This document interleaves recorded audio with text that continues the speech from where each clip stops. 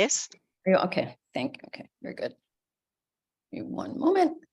Thank you for this opportunity to share my work. I will try to keep to the 10 minutes. I practiced so that I would be able to, but we'll see how it goes.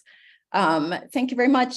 I'm going to give a little bit of background on my topic, which is a little bit unusual, and then I'll talk a little bit about my own work. And if we have a few moments to address the question that Andrea Pitot raised earlier. In late 1944 and 1945, hundreds of thousands of men, women, and children held in Nazi captivity were liberated by Allied forces. Camps located in the East, including those in Poland and Czechoslovakia, were liberated by Soviet army troops, while most of those in Germany and Austria were liberated by US, British, and Canadian troops.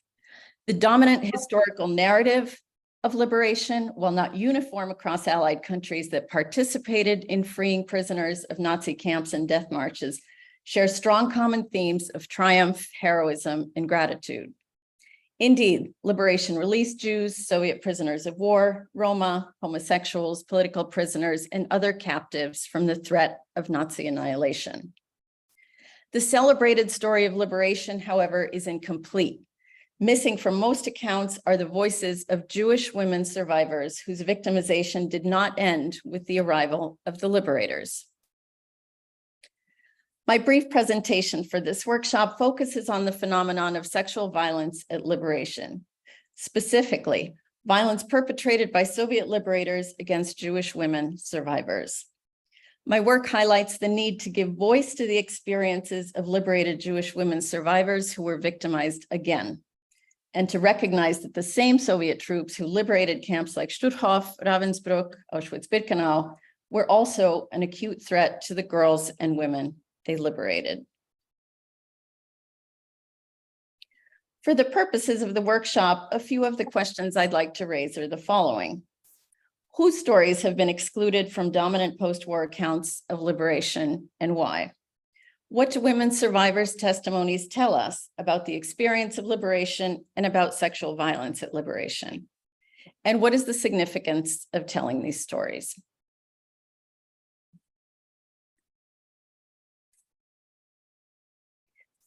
The experiences of numerous Jewish women survivors at liberation in the East may not be fully hidden or unknown. Their presence is detectable in primary sources, including published and unpublished memoirs and survivor testimonies. They are, however, largely excluded from mainstream accounts of liberation. Women's stories of liberator violence have been marginalized by cultural norms that attach shame for sexual violence to victims rather than perpetrators, by writers and researchers uncomfortable with the vulnerabilities of women, and by the perceived need of national leaders and populations for stories that do not interfere with the smooth telling of a heroic and triumphant past. Survivor testimonies suggest that liberator violence was pervasive, but it's little discussed and virtually invisible in post-war Allied accounts of liberation. My work uses a selection of primary sources to delve into this phenomenon and to show key dimensions of the threat that liberated girls and women faced. In the time remaining, I'll offer a short overview. Hannah W., a survivor of the Krakow ghetto and Auschwitz, remembers liberation thus: "We hear Russian soldiers, and the soldiers started running after us because they wanted to get to the women and attack the women. Here you came out of a death camp, and here guys want to rape you. We survived. From there we walked and we walked, with all the time the fear that the Russians were after us." This phenomenon appears across a spectrum of testimonies of women survivors, though often it's not spoken of in terms as clear and explicit as the examples that I gave. Often the violence and its threat are spoken of in euphemistic terms. In the words of one survivor, "You know what soldiers want to do." So what do survivor testimonies tell us about the phenomenon of sexual violence at liberation? I examined dozens of testimonies and published and unpublished memoirs, and three key themes emerged. The first theme is that some soldiers' expectation of payment for liberation. Miriam I, a survivor of Auschwitz, Kolkau, and Stutthof camps, tells that she was trying to return to Czechoslovakia after losing her mother at Stutthof. She was assaulted by a Russian officer on a train, and when she resisted, entreating him to leave her alone because she was very weak, he replied, quote, "I freed you, and you are mine.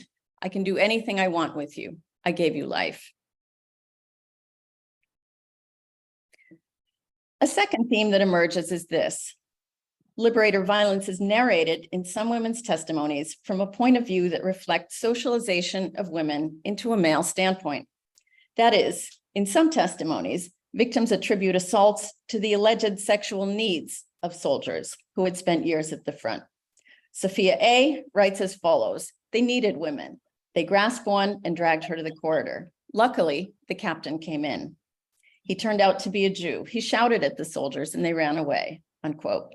Sophia A. adds that the Jewish captain advised the women to wrap themselves in shawls and to smear soot on their faces to look like old women. A third theme, and one that is widely present in survivors' stories of violation at liberation, is this. Survival was often perceived by Soviet liberators as evidence of complicity. That is, many liberators apparently believed that anyone left alive by the Nazis must have been complicit with the enemy. They were suspicious of Jews who survived and dubious that Jews had survived at all. Riva D., who was imprisoned in the Kaunas ghetto in Stutthof, was liberated around Gdansk. She tells that Soviet soldiers were sexually assaulting women, telling them that they were, quote, left alive because they were living with Germans, unquote.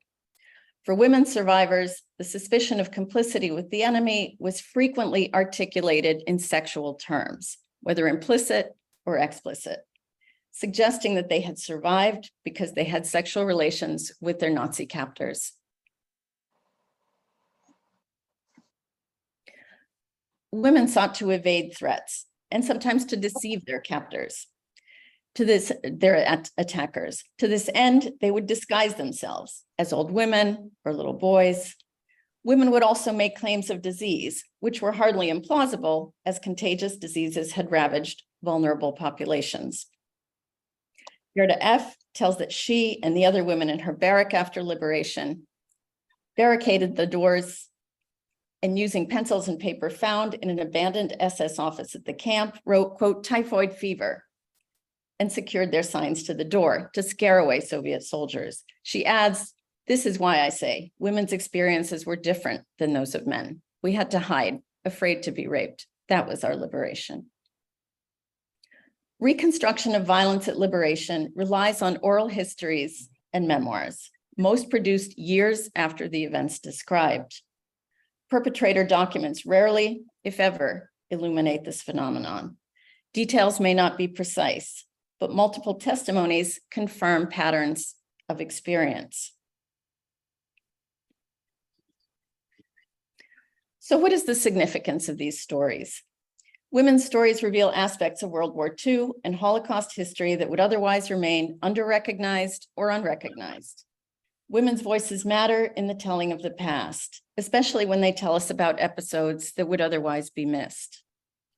They also provide a more nuanced perspective on this period, inviting a critical and reflective approach to the mythologized images of the liberating Soviet army that underpin, for example, the Russian cult of the Great Fatherland War.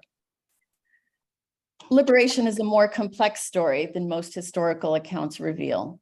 Liberators have been venerated as heroes, though many were also, tragically, rapists who terrorized girls and women who had already survived the savagery of Nazi captivity. I'm going to unshare my screen, and because it looks like I have 2 more minutes left, is that correct? I will one. Yes, but one. Go ahead. Okay, I'll speak. Okay, then. We can return to this in the question section. Also, I was thinking about Andrea's earlier questions. What is the significance for education? I think one of the challenges, and Bev somewhat brought this up also, of course, teaching on sexual violence itself is challenging. There are sensitivities of survivors as well as sensitivities of audiences, certainly when taking age and such into account.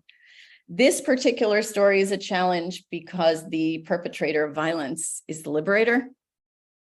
I think one dimension of significance here is that liberator violence is a phenomenon, of course, characteristic of the end of the war and Holocaust. And I think the end of the war and the Holocaust and its aftermath gets somewhat little attention. And the question of women's experiences in this particular period is also one that I think deserves to be further explored. So I think I have used up my 10 minutes. Thank you kindly for your attention, and I will turn the floor back to the host.